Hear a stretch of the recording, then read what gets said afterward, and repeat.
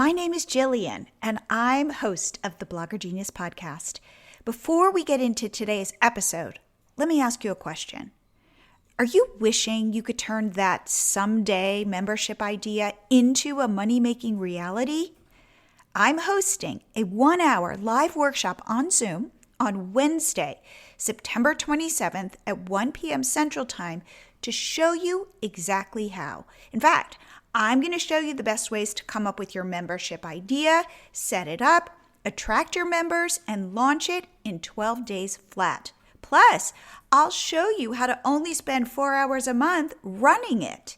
At the end of the 1 hour, I promise you will come away with the confidence and excitement to start your own membership. I'm charging $10 for this workshop because I know if you pay, you'll show up with a more serious mindset. And just FYI, our MiloTreeCart customers making the most money all host memberships. To sign up and find out more, head to lowkeymembership.milotreecart.com because it's super low key, and that's what all the Gen Y kids say. Again, head to lowkeymembership.milotreecart.com and sign up, and I look forward to meeting you on the 27th. Welcome to the Blogger Genius podcast, brought to you by MiloTree. Here's your host, Jillian Leslie. Hi, friends. Welcome back to the show. As I mentioned in my last podcast episode, I'm doing something different. I shared last week that I've talked to over 120 of you, and the place you have the most difficulty is with selling. Somehow, selling has become a dirty word. So, in my 4-part series, I am reclaiming the word. I want to make it a good thing. You're offering solutions to people and getting paid for them. I call that a win-win. So in this part 2, I want to share some of the best places to sell, because one of the questions I hear most often is, Jillian, where should I sell my products or services, and how do I do it without coming across as pushy or salesy? I'm going to explore 5 tactics and platforms for making sales, including a bonus strategy you won't want to miss. Okay, selling platform number 1. And this is, by the way, the most successful place people sell: email. You've heard it a million times. The money's in your list. But why? Well, because your email list is a direct line to people who are interested in what you offer. Now, I'm going to say that again. It's a direct line to the people who are most interested in what you offer. These people have opted in to hear from you, and they want to buy from you. If not, hope they unsubscribe.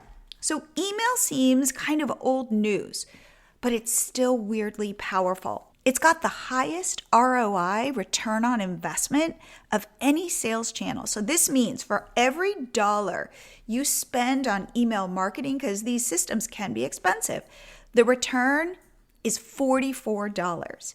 And the average conversion rate, which means 100 people read your email, how many of them buy? Well, the conversion rate for email is 1 to 5% versus social media, where it hovers below 1%. Because think about it.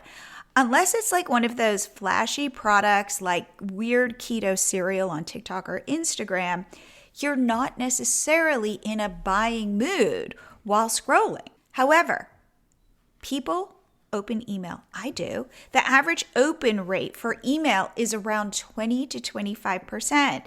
So think of your posts on Facebook or Instagram. Honestly, what percent of your audience actually sees them? Can you imagine if a quarter of them did?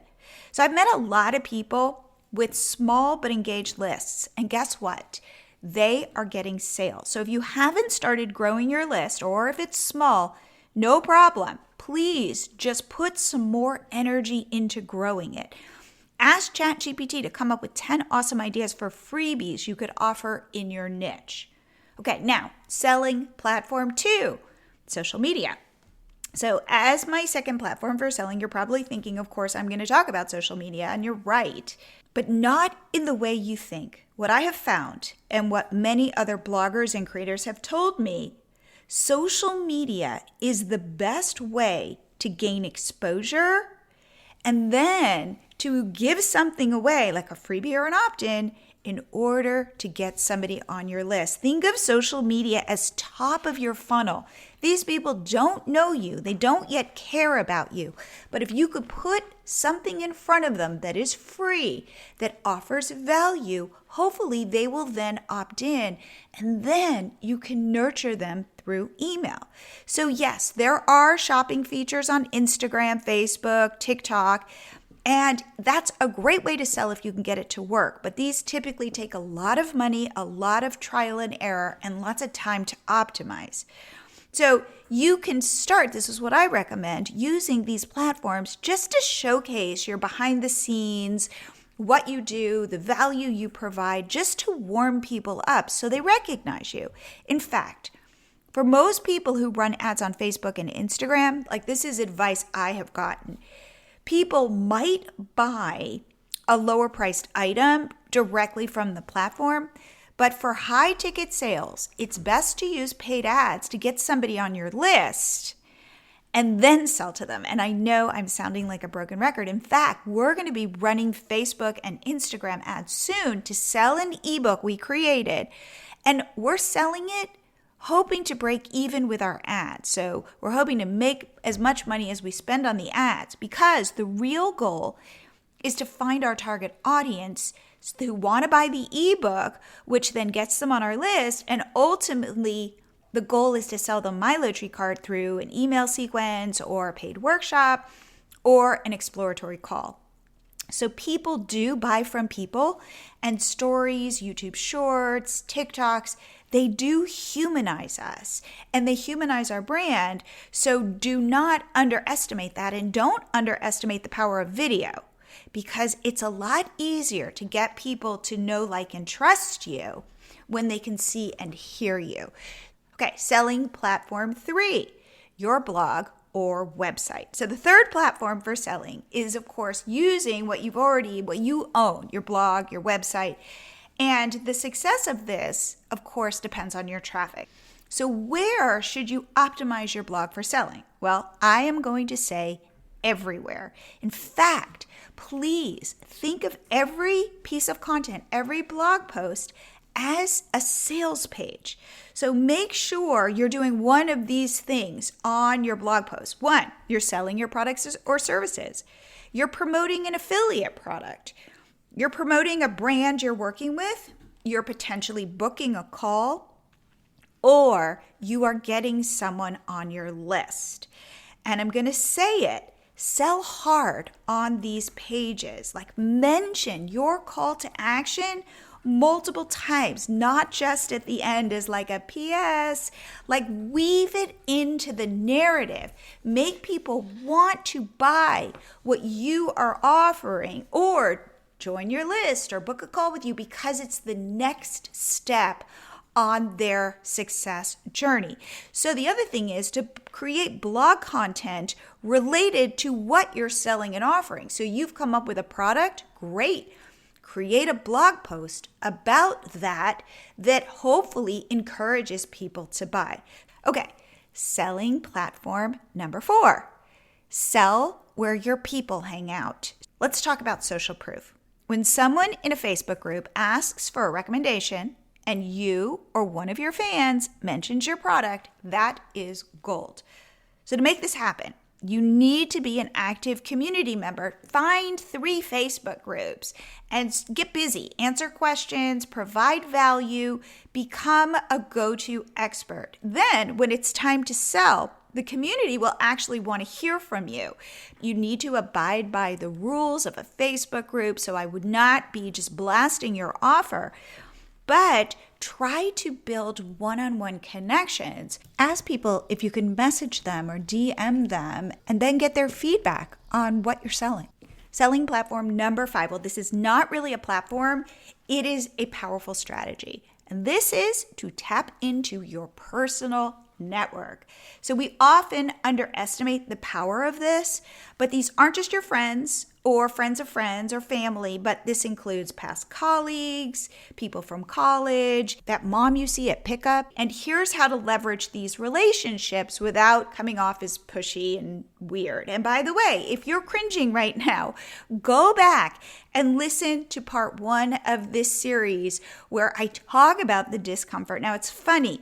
When I need courage selling, I think about my daughter because I know that if I can make more money, I can enable her to do something like send her to a summer program or pay for lessons, those kinds of things. And it weirdly changes my perspective and makes me brave. So you might try that strategy. It's like I reassess where my priorities are, and then I become kind of fearless, and I'm okay with a little bit of discomfort. So here's the deal. This is how you do it and also reduce any weird feelings. First, post on social media or in a group chat and just let people know what you're up to. Like, make it sound kind of interesting. You don't even have to sell to them.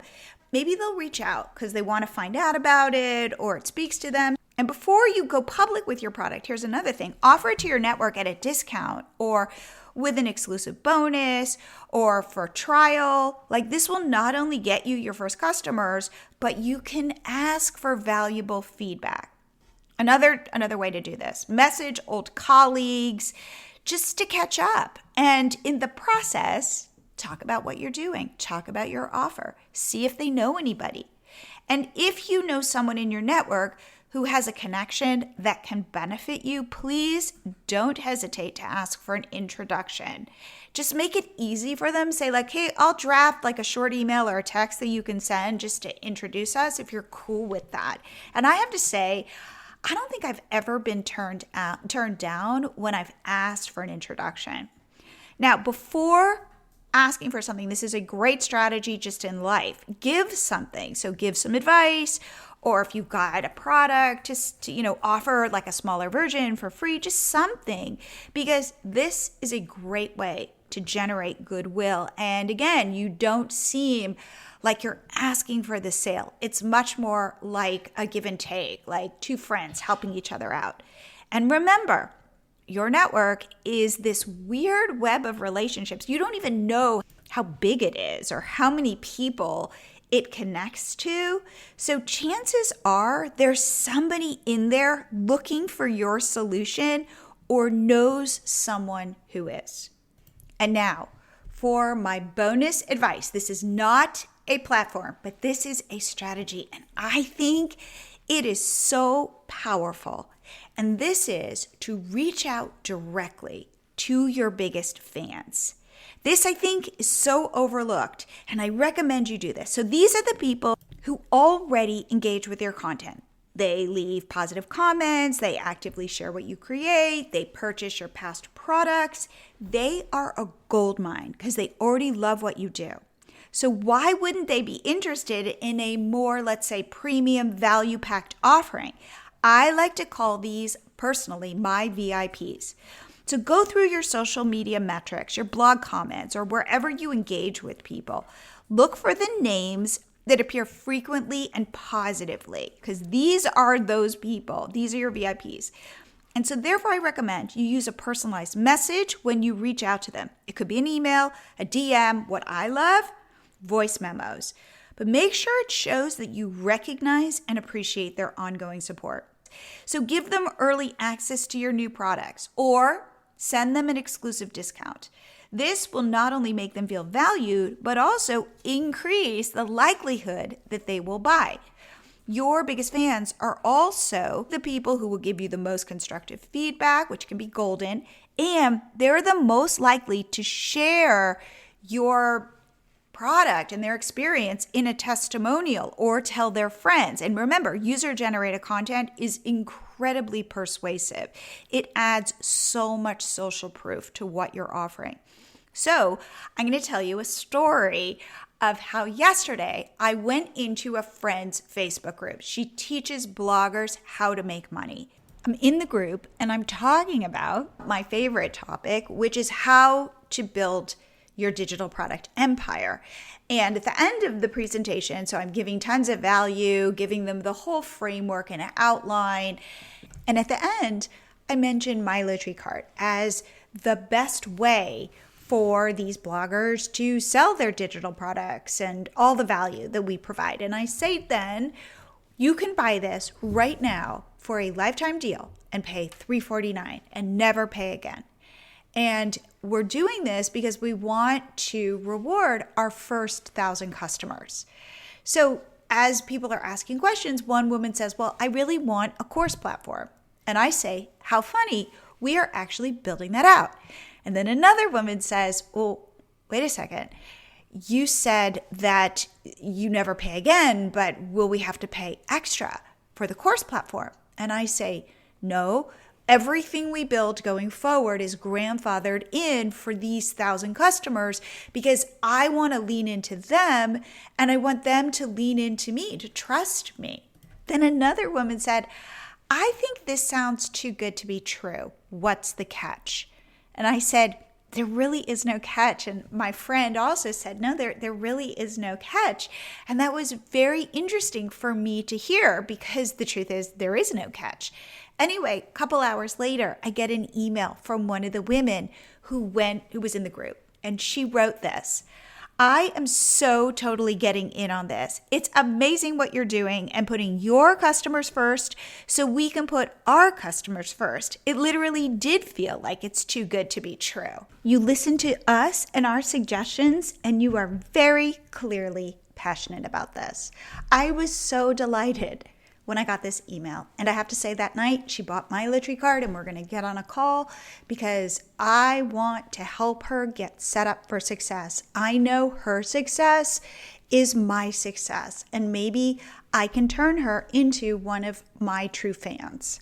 I believe in karma in general and I especially believe it on the internet. I believe if you lead with authenticity, honesty, and a genuine desire to help, you get it back manyfold. And this is the secret to building a successful business. So please think about how you can incorporate this into your own business and build lasting relationships, lasting customers, and lasting true fans. So as I wrap up this episode, I want to quickly revisit the 6 key platform strategies I discussed for finding your customers. First platform, email, the golden oldie of digital marketing. Like this, you will get your highest ROI. This is really something I would focus on. These are the people, remember, who are actively interested in the value you offer. Okay, platform 2, social media.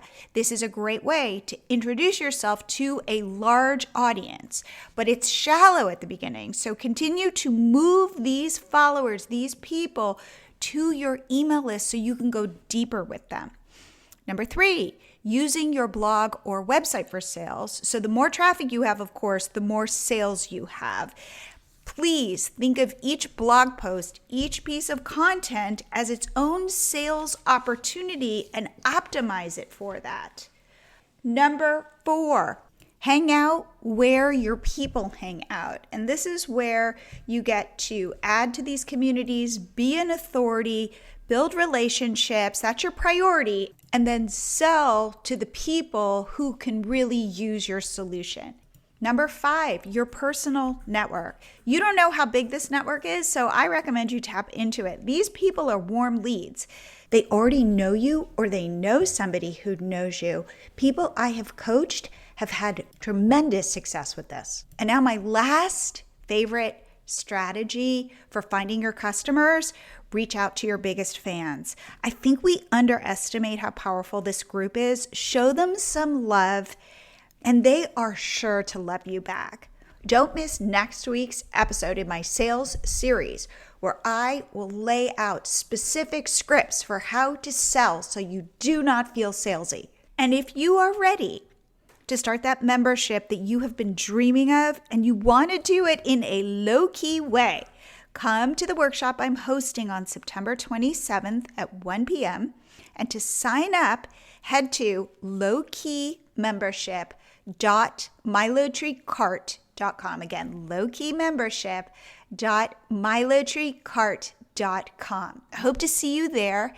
And otherwise, I will see you here again next week.